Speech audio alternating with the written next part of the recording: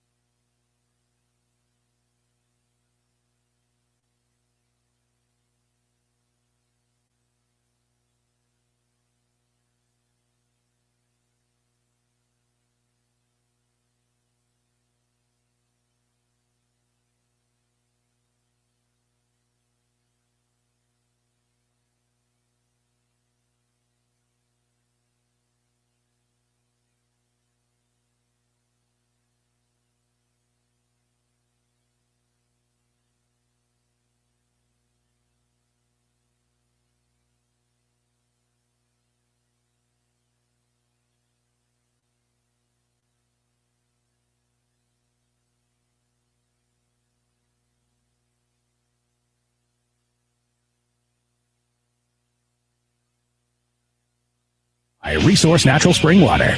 Resource is 100% natural spring water with naturally occurring electrolytes that support a lifestyle of well-being. When you need to refresh, revitalize, and replenish, it's always Resource Natural Spring Water.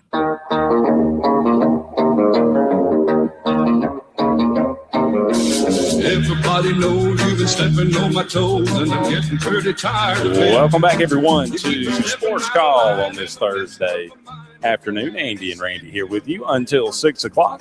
Taking your phone calls at 1-888-9-TIGER-9 toll-free or locally at 334-887-3401 on the AO Tourism Hotline. Again, we appreciate all of you out there tuning us in today. A lot to talk about. Just caught up with Brian Matthews from AuburnSports.com, talk about everything going on at SEC Media Days as they wrap up today.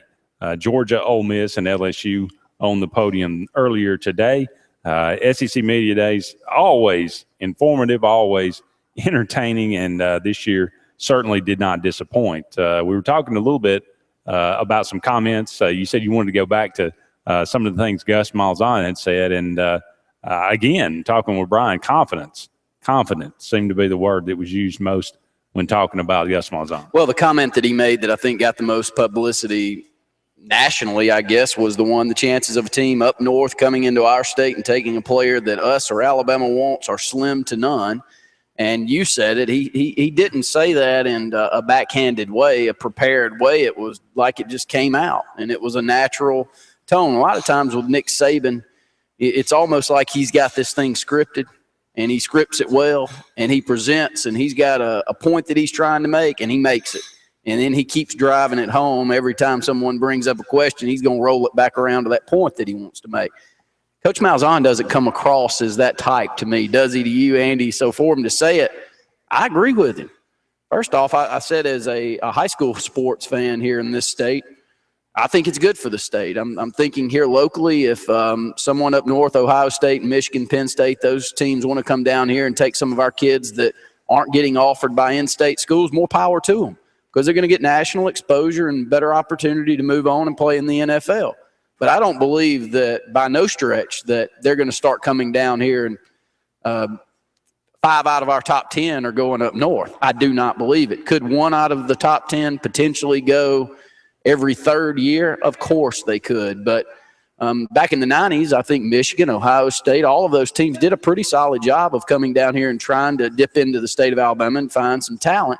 It's been a little while since then, Andy, but I'm with Coach Malzahn. I don't think they're going to come in here and get the best, but I do think it's a positive move that they're pointing to this state and saying this one and all others, that's where the talent is. I think that's just a compliment to the state of Alabama. I think you're exactly right, and I think that's the way. I mean, he was one of the ones that was outspoken about. He didn't like, the satellite camps the way they were, but that's the way that the rules are now, and the SEC has lifted its ban on it. So I guess it's a free-for-all from here on out. But I'm like you. I think basically I don't think he was trying to take a shot at Michigan. He was just saying, look, if Alabama and Auburn, we recruit this state about as we don't feel threatened by satellite camps. So don't misunderstand what I'm saying here. Another of the quotes that this got to be one of the best ones, the funniest one anyway. Derek Mason, I assumed that just because we were in the SEC that we'd play like an SEC team. We didn't. That may be the understatement of the year. That was the understatement of the year, and the question of the year, if you're over in the state of Tennessee, is does he make it out of this year? And I just don't know watching him. And he doesn't exude confidence, does he to you, Andy? No, not to me. But they're going to have to make some real big improvements this year, and I just don't see that happening. There was one team in the SEC that did not receive a single first-place vote, and that was Vanderbilt. I mean, their own people, their own fans, they wouldn't even throw them a bone. I mean, Kentucky got one vote. I don't know why, but they got one vote. Florida Gators only got one first-place vote. How long has that been since that happened? It's Florida and Tennessee. If I would have told you back in the mid-'90s that we would be sitting here and Tennessee would have had a 10-year stretch of the football that they've put out there, and Florida has had they've had a couple of national titles, but, out of the last 10 years, you think back on it, it's not been a solid stretch of football that we saw during the Spurrier tenure by no stretch. And I'm not surprised. Are you a little bit surprised that Florida doesn't get that much love? Well, I'm not surprised right now because of the perception that is, that's going on in Florida right now. But that's a good point. But they've kind of been erratic, just like Auburn. The consistency when Steve Spurrier was there is much like the consistency with Nick Saban. I think that's how you get that. That's how you build that reputation is consistency. Being a EKG like Auburn, I mean, it's fun at times and it's depressing at times, and you do cause a stir, but you have that reputation for nobody. That's why nobody feels comfortable picking you, and but consistency is the word. So just some other quotes. Of course, Steve Spurrier. That's what I say. I'm gonna miss him so much. Somebody said, "Why are you still coaching?" I said, "Well, I forgot to get fired, and I'm not going to cheat. That's about the way you lose your job. You get fired for losing, or you cheat, and then they get somebody else." Pretty basic. I mean, it does. I mean, that's it. It is what it is. And when you win 11 games 3 years in a row, you got more than 2 or 3 years to pay at South Carolina. I mean, I forgot to get fired. He's not going anywhere until he decides that he wants to. And for your sake, I hope not, because you've said about 10 times in the first hour of the program, please, I can't wait. Don't let Steve Spurrier go anywhere. It's too much fun to listen to. I'm afraid I'm picking him 5-7 this year. I may run him off. I hope I don't, though. I hope he comes back. That's going to do it for the first hour of the Thursday Sports Call. We appreciate, again, you joining us. Be sure to stay tuned. We'll be back with hour number 2 right after this.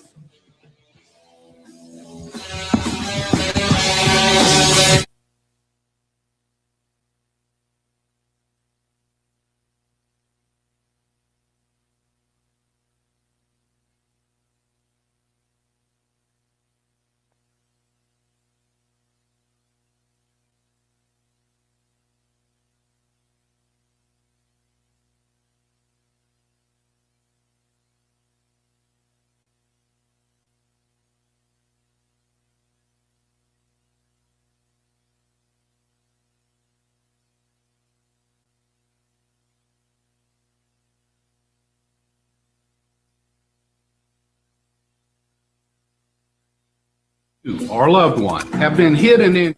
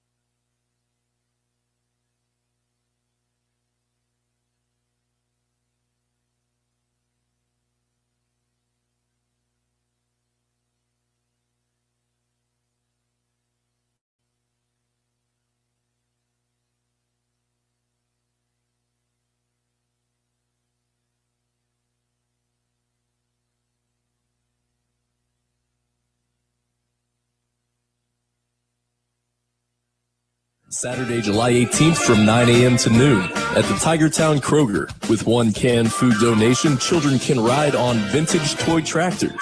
They will also have a chance to hop on tractors of all sizes, makes, and models, including 2 metal pedal tractors. So come on out and enjoy a day of fun in the sun with the kids while helping to fill the shelves of the Food Bank of East Alabama. This segment of Sports Call is brought to you by Bone and Joint Specialists. Orthopedic surgeons Dr. Paul Goldhagen and Dr. Martha George treat all injuries and conditions related to your bones, joints, and muscles. Located in Alexander City, Wetumpka, Sylacauga, and Dadeville. Bone and Joint Specialists, getting you back into the game of life.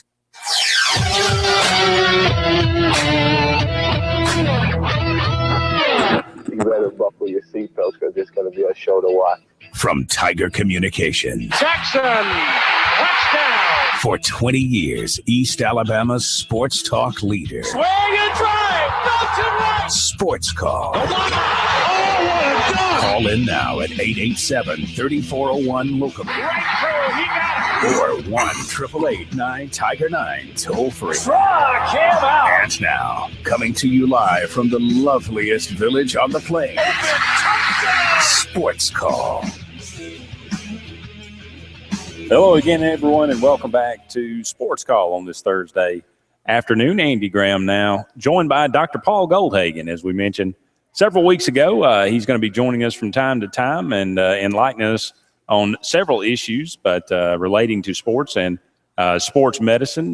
Today, we're going to be dealing with knee ligament injuries, injuries to the knee, which are certainly very common in the sporting world. But if you've got a question for him, if you'd like to give us a call during this segment, by all means, 1-888-9-TIGER-9 toll free locally at 334-887-3401 on the AO Tourism hotline. Just give us a call and we'll patch you right in. But first of all, Dr. Goldhagen, very glad to have you back on the show. Appreciate you joining us. Thank you. Glad to be here.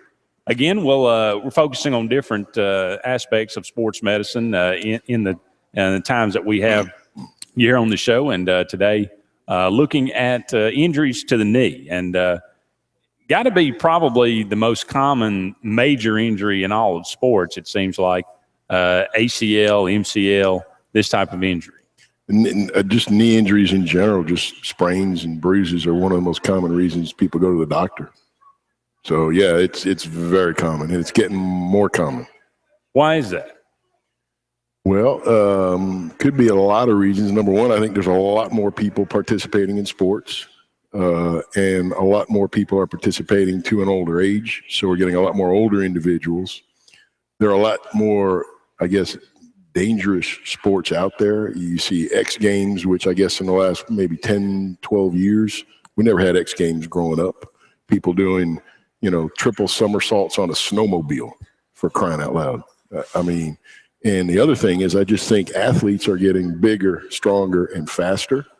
And I don't think our bodies, our ligaments at least, have caught up to the forces that the increased muscle mass and speed have allowed them to perform. So there's got to be a rate limit to increase. I saw a 14-year-old kid in my office the other day who was 340 pounds, and he wasn't really tremendously fat at 14, 6'3", 350. That's wow. Huge. Yeah, I would say so. Well, we always hear about, let's just talk about the generalities. We always hear ACL, MCL, meniscus.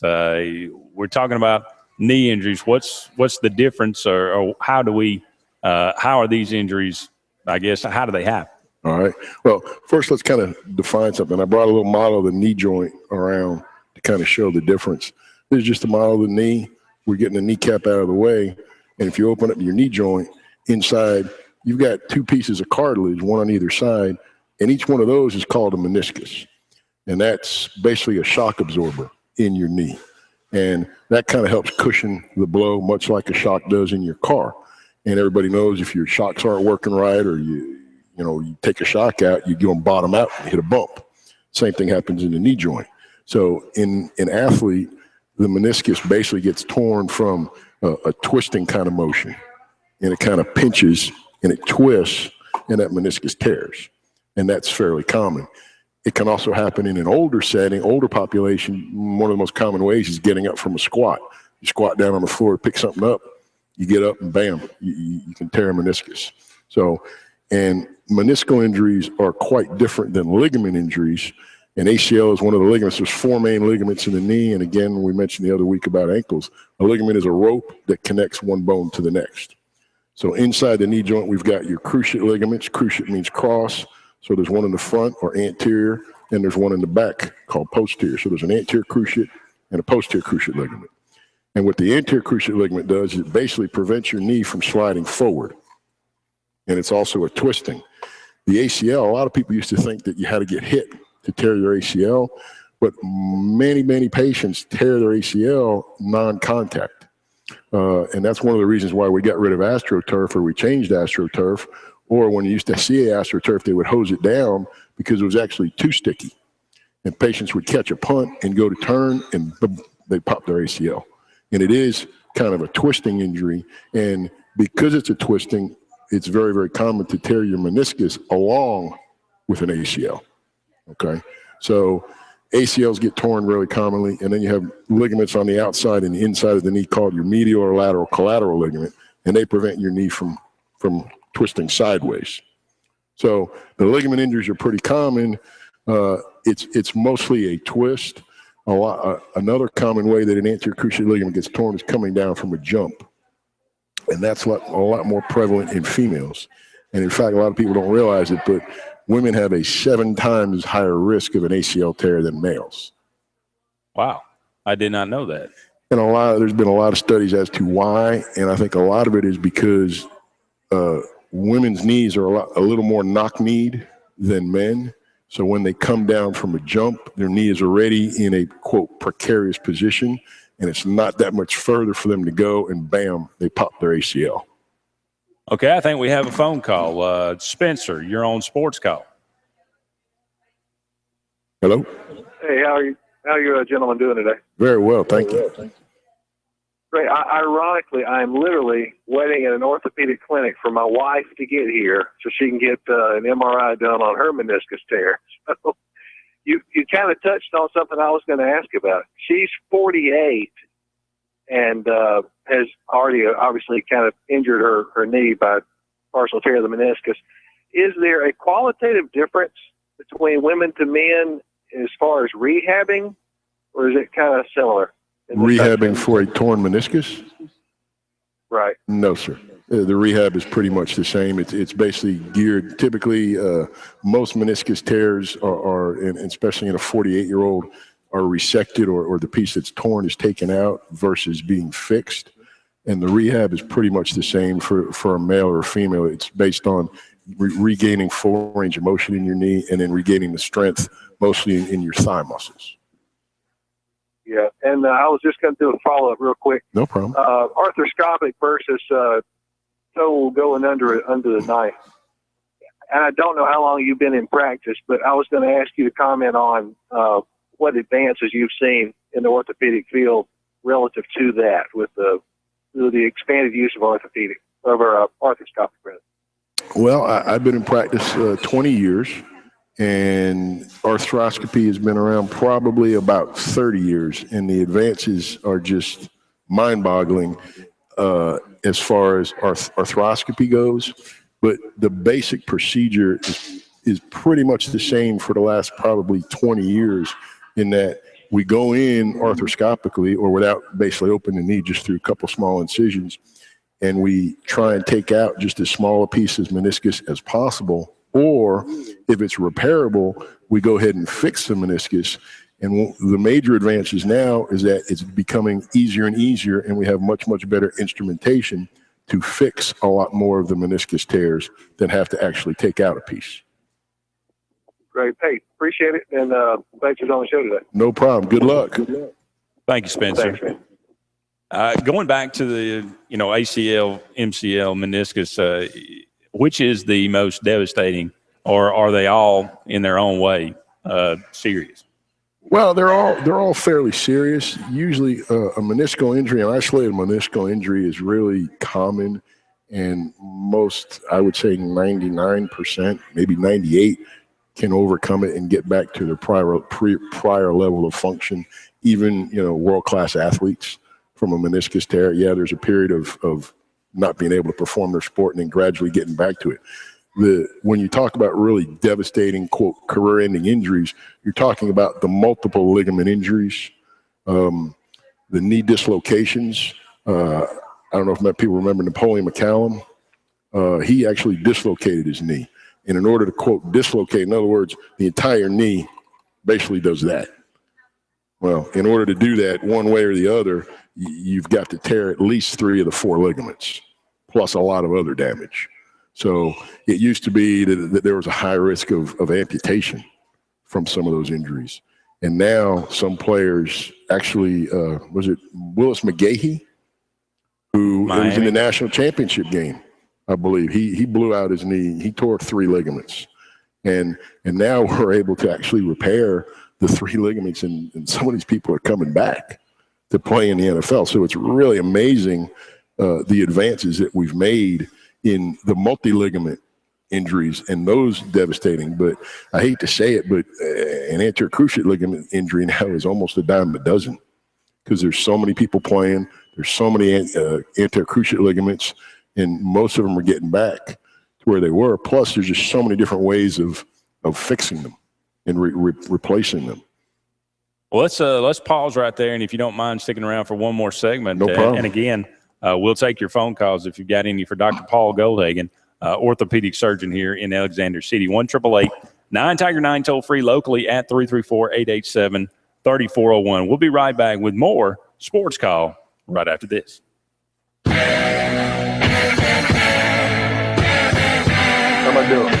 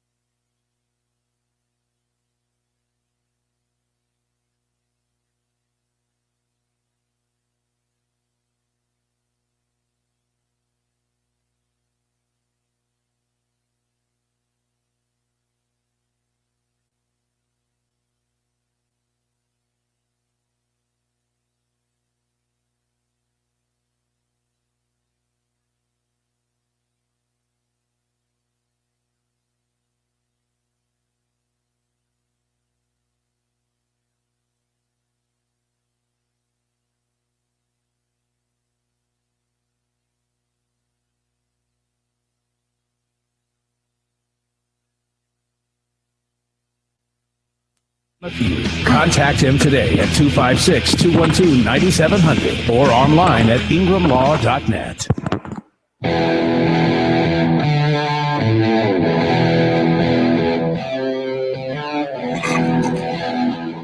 Welcome back, everyone, to the Thursday edition of Sports Call. Andy Graham here with you. Now joined by Dr. Paul Goldhagen, orthopedic surgeon here in Alexander City, taking your phone calls. 1-888-9-TIGER-9 toll-free locally at 334-887-3401 on the AO Tourism Hotline. We are talking about knee injuries in sports medicine. We were talking about the ACL, MCL, meniscus, the difference between those injuries.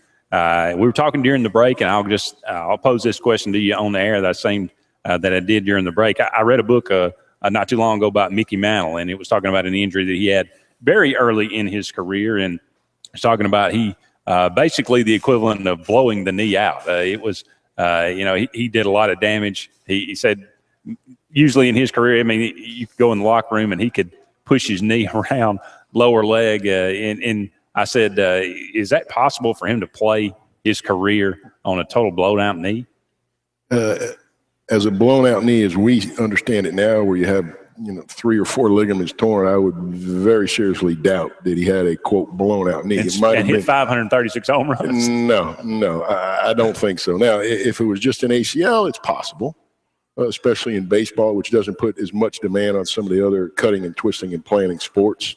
But no, not with a blown out knee. But you can play sports. I mean, if you're obviously a professional athlete, you can continue and play with an ACL tear. It's possible. It's not highly likely, but with muscle strengthening, and if the other muscles and everything can take up the strain around the knee, and you have intact menisci on each side, because they also provide some stability because they hold the knee kind of taut. And if you tear a meniscus and you take a piece out, there's a little slack, and any little slack adds a little more strain to what the ACL has to make up for. So it is kind of possible. I don't know to play at a professional level, but I'm sure there's some people out there that don't have ACLs. How do you repair the ACL? Good question. We don't repair them, we replace them. You cannot just sew the ends of a ligament together. The ligament doesn't necessarily have a good blood supply to it. So just sewing the ends together, it's not going to heal, and it's not going to withstand the same force that it has to. So basically we replace it. And what do we replace it with? Well, we either take a ligament from you, we take a piece of your patella tendon in the front of your knee with a piece of bone, or we take a part of your hamstring tendon, or we can get a donor graft from a cadaver. And then we go in, I don't know how gory you want me to get, but basically we drill some holes and we do it all on the inside, and we put a new ligament in you. Well, I guess it helps, or is it better if it comes from your body, or does it make a difference? You can get 10 different orthopedic surgeons up here, and you're going to get 10 different opinions. So it all just depends. The biggest downside, I guess, of taking it from a cadaver or taking it from someone else is disease transmission. If you get them from a certified tissue bank, there's never been a known transmission of disease. So we make sure we get all our grafts that we're doing allograft or from someone else from a certified tissue bank. If you take it from you, then you have the risk of what we call donor site morbidity. In other words, we're taking out a piece of your normal anatomy. Well, are you going to have a problem because we took that out? And one of the biggest examples of that is Jerry Rice. Jerry Rice tore his ACL, and everybody was amazed that he came back, quote, too soon. And one of the first plays he played, he caught a touchdown, he landed on his knee, he broke his kneecap. Because when they do your ACL, when they take the ligament, they take a piece of the bone with a piece of your tendon. So everybody says you're going to weaken the kneecap. It might have been a freak accident. So there are those considerations. So there's kind of pluses and minuses of each way, and it's pretty specific to who you are, what sport you play, what your activities are, and what your expectations are for the surgery. We were talking about when Spencer called about the question, the modernization of this surgery. I remember, when I was just a kid, William Andrews, great Auburn running back, went on to the Atlanta Falcons. He had I don't even know the technicality you just said back then. He blew his knee out, but really was never the same. You said earlier, ACL injuries are pretty much a dime a dozen now, and it seems like everybody, or at least the great majority, come back and play and can have a career after that. Is that because the surgery itself has gotten better? Or is that because the rehabilitation is better? What's the difference? Well, I think both.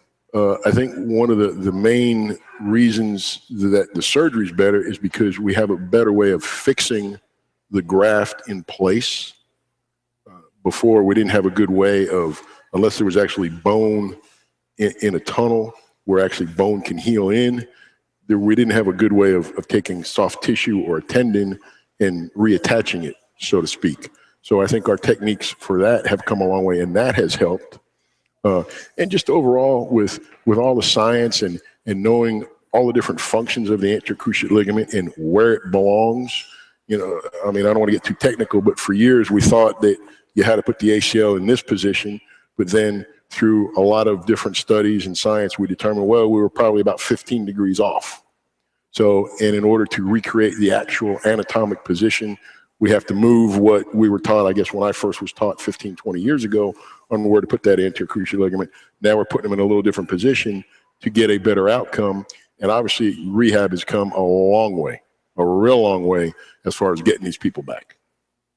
Well, you see that, but like you say, careers are taking place post these injuries. Randy brought something up during the break about which positions on the field do you say are more susceptible maybe to knee injuries like this, or is there a position that's more susceptible? Well, I think it's more of certain positions are more susceptible to different injuries. Linemen can tear their anterior cruciate ligament, but that kind of happens on a pileup. They get their foot stuck in a position and everybody piles on top and their knee twists a certain way, which is not very common. Linemen more often tear the ligaments on the side, usually the medial collateral ligament, because they're going to get hit from the side. And you see linemen wearing braces, and that's not to protect their anterior cruciate ligament, but to protect their knees from going side to side when they get chopped or when they get hit from the side. It's the running backs and the receivers who have a higher risk of, and I guess the DBs as well, of having a higher risk of an anterior cruciate ligament because they're doing a lot more stopping and starting, twisting and cutting, and not necessarily even getting hit. You see receivers going up in the air, they can land, and if their cleat lands a little funny and they twist and their cleat doesn't move, they can tear an ACL very easily. Thankfully, they're in great shape. Their muscle strength is there, so it's not very common, but it does happen. I think you said something that earlier, a lot of times you see these injuries happen without any contact. And, it seems like sometimes I've seen guys where, they get hit or they have like you say, they stop or start or twist, and they're just excruciating pain. And then other guys will do something and they'll get up and walk it off, and they won't even know that there's a problem. How's the problem there? What's the difference? Everybody's different. Everybody's pain tolerance is different. Look at prime example is there's been two. There's a kicker, I think it was Bill Gramatica, and there was someone else who basically was celebrating after a field goal or a touchdown. They jumped up and they landed and they tore their ACL. So there's the best example of them being a non-contact injury. I think we got a phone call. Debbie, you're on Sportscall. Hi, Debbie. Hi. I was just wanting to call and ask Dr. Goldhagen. I've had both my knees scoped twice, and I was just wondering when maybe it's the last resort for, to have your knees replaced. I was just, mine hurt all the time, and I'm only 53 years old, and I was just wondering if that'd be a good age, to go ahead and have it done. You mean a knee replacement? Yes, sir. Uh-huh. Typically, we like to wait till you're 65 or older. Doesn't mean we can't do them when you're in your 50s. I've done many that age and even younger. The problem with doing it so young is that the knee itself has a finite lifespan. And in somebody 65 or 70, it might last 20 or 30 years. But in somebody in their 50s who's obviously going to be a lot more active, it may wear out in 5 or 8 years, and then you're going to have it redone. And each time you have to have it redone, you got a lot more risks involved. and outcomes aren't as great. So you want to try and do everything possible before you have to have that knee replacement. Yeah. Well, it don't seem like the scoping's helping because sometimes they just give way, especially my left knee. Mm-hmm. I just, A lot of that could just be due to stand. muscle weakness. Yes, sir. And I've had the shots, the cortisone shots, and they helped for a little while, but Yes, ma'am. I was just wondering when I might need to have knee replacement. Nobody can tell but you when it's gotten to the point where there's nothing left and it's just affecting your life, then maybe that's the only option left. Yes, sir. Okay. Thank you very much. I appreciate it. Yes, ma'am. I think we got time for one more call. Mike, you're on Sports Call. Hey, Mike. Hey, how y'all doing? Very well, thank you. Great. Doc, I got a question. ACL and anterior cruciate ligament, they are different, right? No, sir, they're the same thing. ACL that's what it stands for, anterior cruciate ligament. Right, okay, I'm sorry. That's okay. I was thinking they were different. But my question to you, have you ever heard of Baja?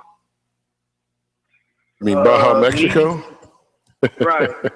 No, it's Baja is Spanish for low, and what you're referring to is patella, which is your kneecap, patella baja, and there's patella alta. Your patella should sit at a certain place on the top of your knee or on the femur bone, and if it's too low, it's called patella baja, and if it's too high, it's called patella alta. So I got patella baja. Okay. Well, is that fixable? I'm 46 years old. What would you recommend? Well, it all depends on why you have a patella baja. Have you hurt your knee? Have you had surgery? I mean, there's a whole litany of questions and reasons why you possibly have it. A lot of it could be just that's how you were born, and that might not necessarily be your problem. No, it's actually I had surgery back in 1986, and that was before before the scoping era and all that thing. Mm-hmm. And I guess when they put it back together, my kneecap was down a little too far. Mm-hmm.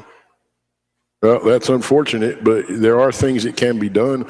A lot of it centers around therapy and perhaps bracing. All right. Well, I've done therapy, and it makes it hurt a lot worse. And so I started doing the cortisone shot. Yes, sir. Which is giving me a lot of relief. But good. I got a 10-year-old, so I want to kind of run around with it.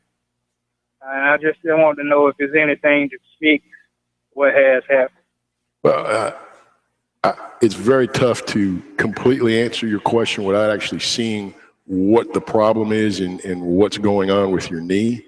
But I would hope that there would be something that can be done, but it definitely needs a thorough evaluation. It sounds like you've been, you've had a lot of treatments and a lot of things with your knee. I'd recommend another opinion. All right. Now, where is your office at? At Russell Medical Center in the professional building. Okay. All right. Well, and what's your name again? Dr. Goldhagen. All right, Doctor. I'll be looking you up, and maybe right. You can get me. You do so, and I look forward to seeing you. All right, thank you. Yes, sir. Thank you, Mike. Well, Dr. Goldhagen, been very fun to catch up with you. Really appreciate you joining us, and tell everybody again where they can find you. I'm at 256-329-9133. Bones and Joint Specialist. But actually, it's bonesandjoints.com, BONES, the letter N, JOINTS.com. I have a Facebook page, and come see me. Absolutely. Man knows what he's talking about, guaranteed. We appreciate you joining us, and we'll be back with another segment. Randy will rejoin me right after this. Thank you.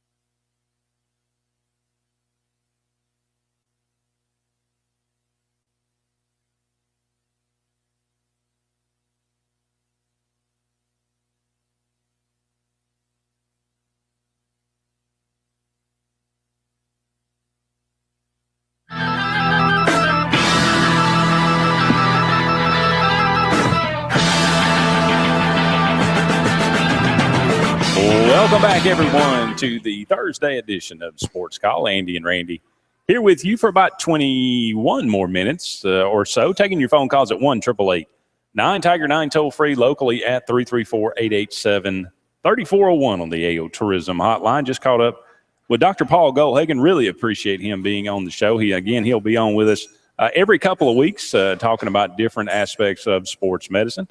Who doesn't? Yeah, I thoroughly enjoyed it. And, unless something happens to you personally, you hear of MCLs, you hear ACLs, you hear meniscus tears, but you don't really know. I mean, maybe you do. Maybe you're, intelligent enough or interested enough into researching on it. But, again, if it doesn't happen to you, which you hope it doesn't, then you just don't know. And so it was great catching up with him, and we'll continue to have him on a regular basis. So get your questions together, as we had some great phone calls. And if Mickey Mantle played the majority of his career on a torn ACL, he got to be the greatest player to ever live. Yeah.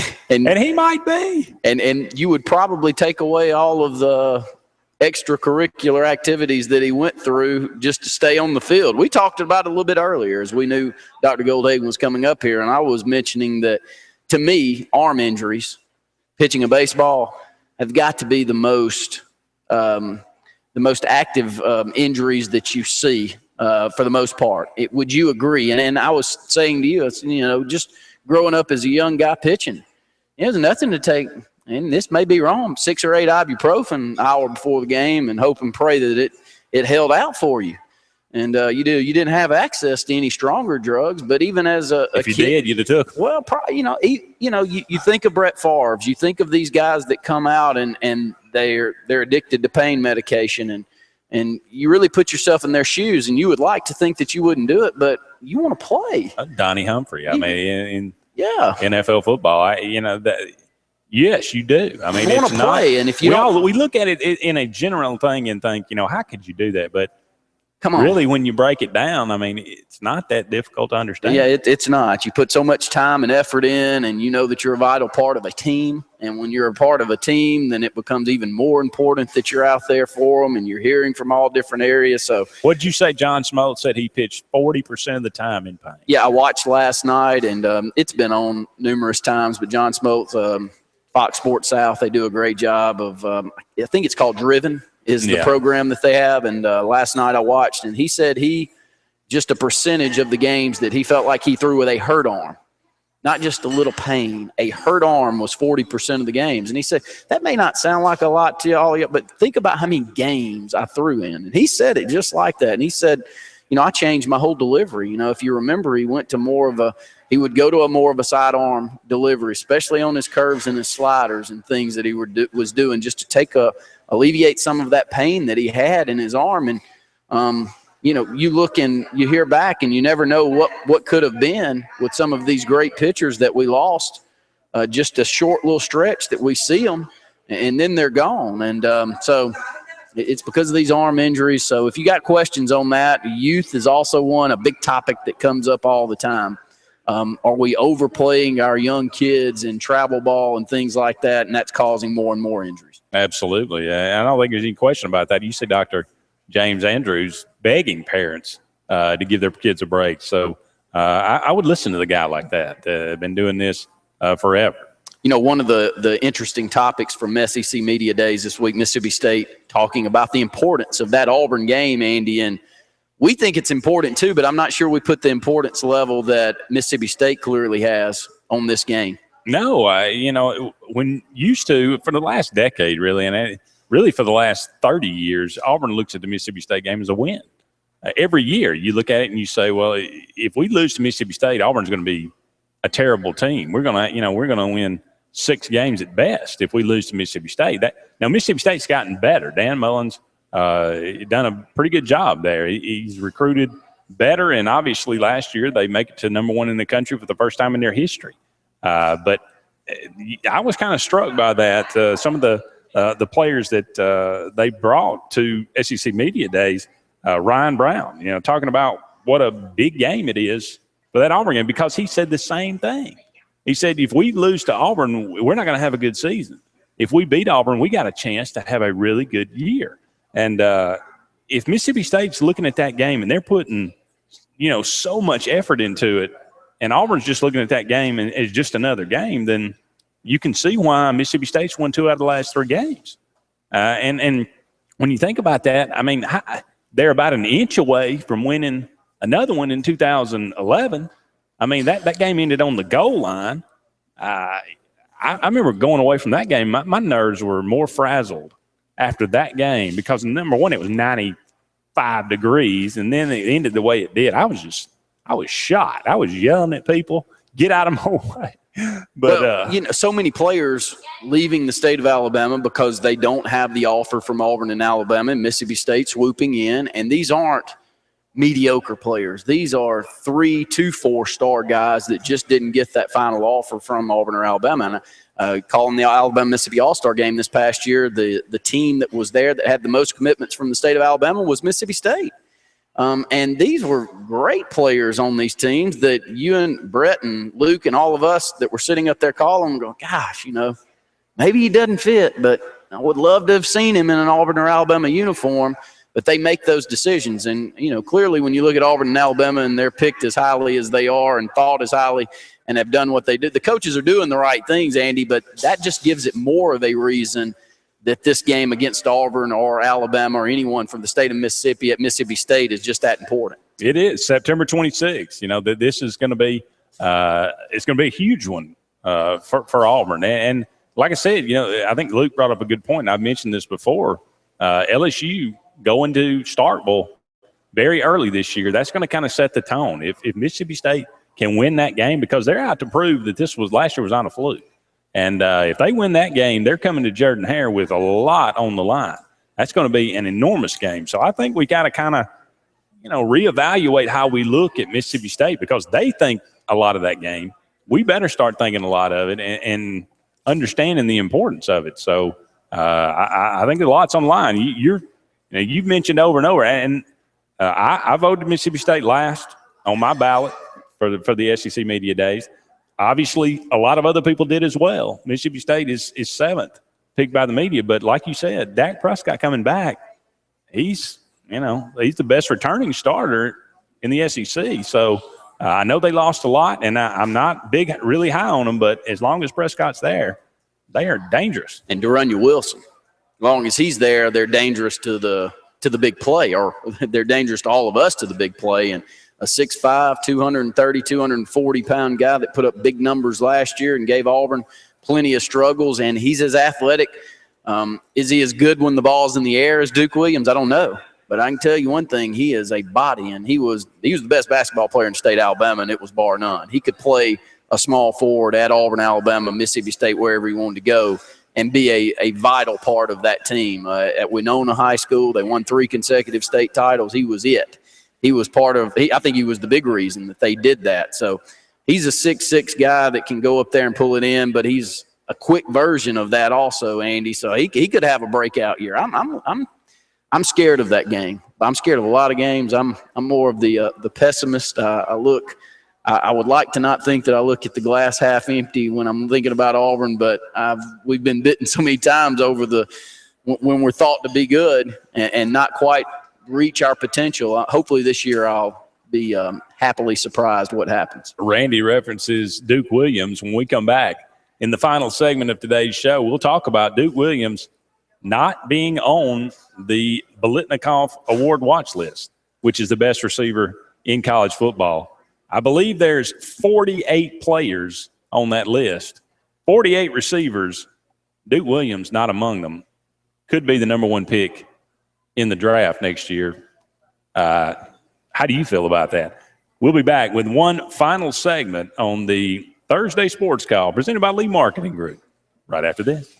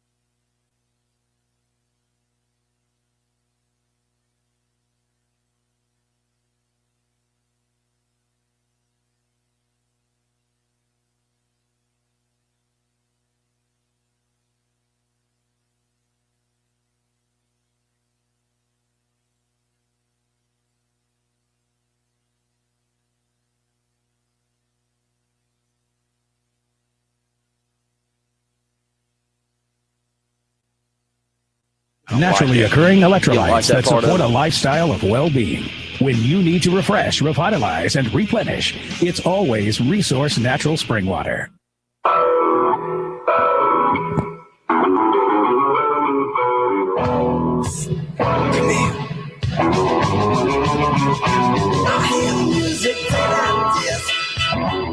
Hello and welcome back to the final segment of the Thursday Sports Call. Andy Graham and Randy Lee here with you for one more segment. Taking your phone calls at 1-888-9-TIGER-9 toll free locally at 334-887-3401 on the AO Tourism Hotline. Taking you home to 6 o'clock here on this edition of Sports Call.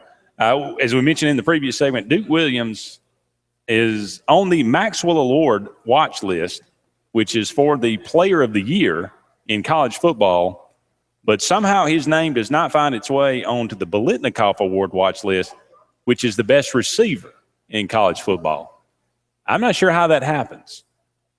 I don't even 48 players named to the Biletnikoff watch list, and he's I bet left Darren off Wilson's on that list. Of course he is. I mean, I would think so. I mean, and he should be. 48. There's not 48 better receivers in the country than – I don't think there's 10 better than either one of them when you're looking at pro potential and this year's potential of the numbers that both of those guys for their teams are going to be expected to put up. That's the big thing here is Jeremy Johnson's in. Did you watch him in the first half against Arkansas? Did he not look like Who was his favorite target? That's my point. And Auburn – you would think is going to throw it around a lot more than they even did last year with his 45 receptions, 730 yards, and 5 touchdowns. And I think it's got something to do with those stats, though. Those stats they aren't mind-numbing stats, Andy. No, they aren't. But no, I don't think it has.